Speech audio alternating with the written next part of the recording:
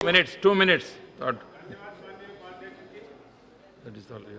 माध्यस्थम और सुलह संशोधन अध्यादेश 2015 का समर्थन करने के लिए मैं खड़ा हुआ हूं।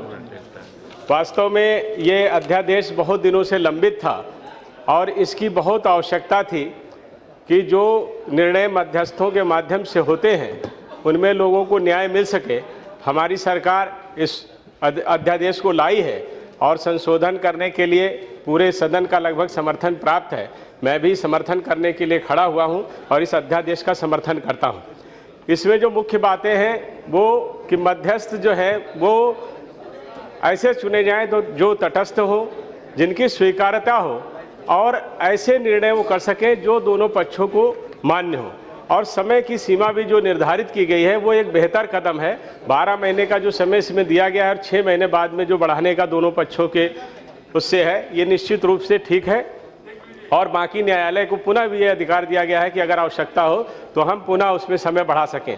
कहने का तात्पर्य यह है कि इस अध्यादेश में ऐसी सारी बातों का समावेश कर दिया गया है जो कठिनाइयाँ आती थी, उनको कठिनाइयों को दूर करने का प्रयास किया गया है। वास्तव में कोई भी नियम लोगों को, कोई भी कानून जो बनाया जाता है लोगों की सुविधाओं के लिए होता है और जब असुविधाएं आए तो उनको दूर करने का प्रयास करने की जिम्मेदारी सरकार की होती है और सरकार ने उस जिम्मेदारी को बहुत ठीक ढंग से निर्वहित किया है। इसका मैं समर्थन करते हुए 2-3 बातें अपने स्तर से मैं जोड़ना चाहता हूँ।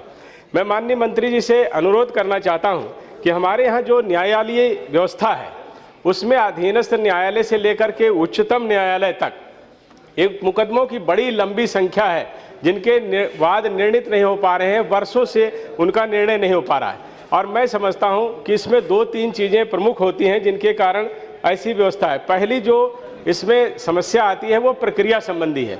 मुकदमों में प्रक्रिया ऐसी है कि वो लगातार तारीखें होते होते इतना लंबे समय तक खिंच जाते हैं कि समय पर उनका निर्णय नहीं होता। दूसरा, जो छोटे छोटे मामले हैं उसमें भी अपील का इतना असीमित अधिकार है कि कोई भी व्यक्ति एक बार एक कोर्ट से हारता है, दूसरे कोर्ट में चला जाता है।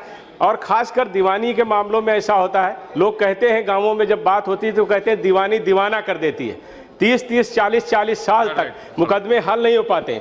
और उसके साथ साथ एक जो सबसे बड़ी समस्या आती है, जो प्रभावशाली लोग हैं, प्रभावशाली लोग ये करते हैं कि उनके खिलाफ कोई अगर मुकदमा चल रहा है और जिसमें निश्चित रूप से ये मालूम देता है कि उनको सजा होने वाली है, वो विभिन्न प्रकार के नए वाद दायर करके उस प्रक्रिया को इतना लंबा कर देते हैं कि जो मुख्य मुकदमा होता है वो पीछे छूट जाता है। मैं माननीय मंत्री जी से ये अनुरोध करना चाहता हूं कि जो भी ये मामले हैं जितने लंबित हैं उसमें 80% से अधिक मामले ऐसे हैं जो सामान्य श्रेणी के हैं।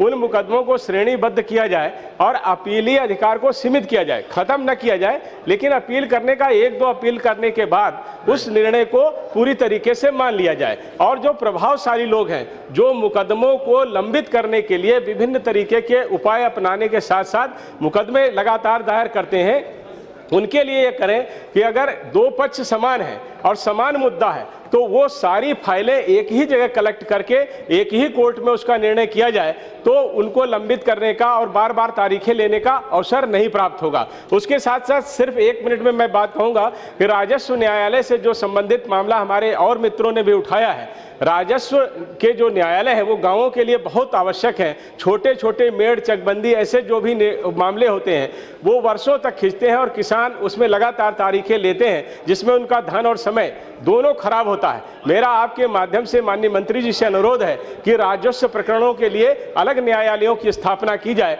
आज आपने मुझे अवसर दिया, उसके लिए मैं बहुत धन्यवाद देता हूं। इस सत्र में कांग्रेस वाले वैसे अवसर लेने नहीं दे रहे थे, बहुत आपकी कृपा रही कि आज अवसर मिला। बहुत बहुत धन्यवाद।